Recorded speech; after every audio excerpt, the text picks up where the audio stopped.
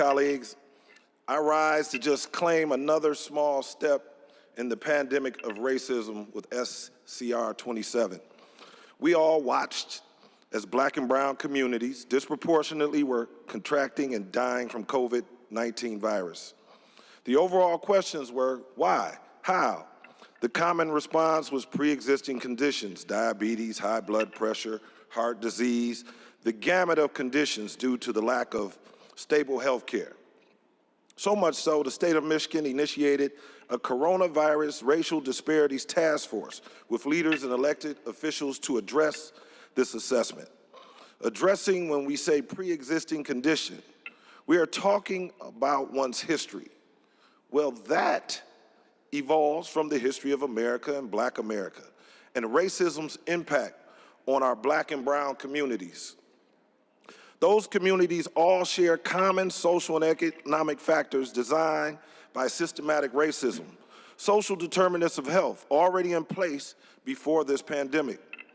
These factors increase Black people's risk of COVID-19, living in crowded housing. It impacts our childhood, our upbringing, living in public and segregated housing, predatory housing practices such as the GI Bill and redlining. The reality is there is no safe way to social distance in Black and brown communities. We work low or minimum wage frontline jobs, which are basically the essential jobs. First, the bus driver, the fast food worker, the nurse. We have inconsistent access to health care.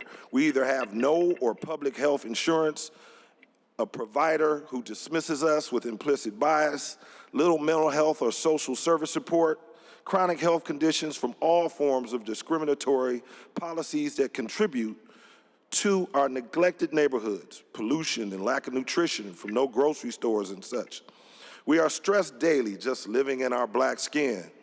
Through dismantled education, we literally in this state have a lawsuit for literacy. Household income equality, discrimination, subtle racism, daily violence, inhumane police interaction, and police brutality. And let's not forget the actual judicial system. This all narrows down to one single factor. The number one, I'd say the only pre-existing condition that truly impacts Black people and their health is racism. Racism led to those social determinants of health. Racism led to police brutality and profiling. Racism led to redlining. Redlining is the systematic tool to deny various services by federal government agencies, local governments, as well as the private sector. Neighborhoods with high proportion of minority residents are more likely to be redlined than other neighborhoods with similar household income, housing age and type, and other determinants of risk, but different racial comparisons. You can put two adjacent neighborhoods together, and one neighborhood probably has a 15-year longer lifespan than the other neighborhood just based on these racist factors.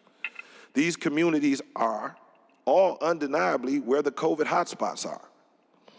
Where you live matters to your health, and racism can only be solved through social justice, police and justice reform to place us on a path of healing and unity.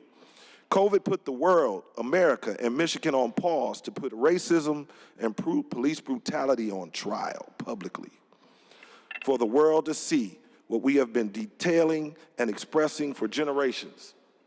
I dare not read the names of the martyrs that would emphatically give testimony to this resolution. However, they are no longer here, and it would take an additional 8 minutes and 46 seconds to recite them. Black lives matter. This doesn't mean all lives don't matter. They do. It just means Black lives are constantly under threat, and we deserve the same rights you do.